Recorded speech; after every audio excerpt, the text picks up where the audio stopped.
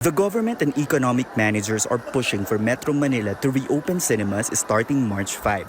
But the move is not a blockbuster hit among city mayors. Pero ngayon, with the surge, and I call it a surge of cases, dito sa Quezon City, pinagpaliban muna natin yung pagbubukas na nasa memorandum circular ng DTI for a few days para lang maobserbahan namin yung trends ng aming pong bilang dito. No?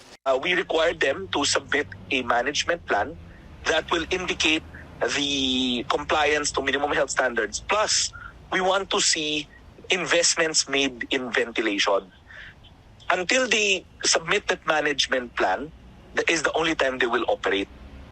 Advising all cinema owners and operators and other gaming, arcade, and similar establishments to remain closed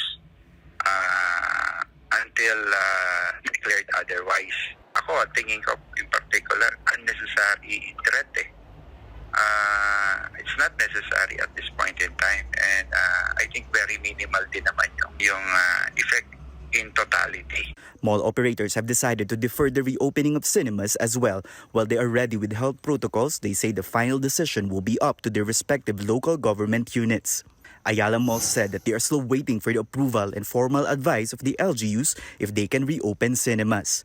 While SM Supermalls say they are prepared to implement safety standards including deep cleaning, seat gap, and capacity policies. Both Araneta City and Robinsons Malls also said they will wait for the formal advice and guidelines from the LGUs. Under the Trade Department's guidelines, the health protocols in cinemas will include wearing of face mask and face shields, no eating and drinking, proper ventilation, and social distancing. Tristan Nodalo, CNN Philippines.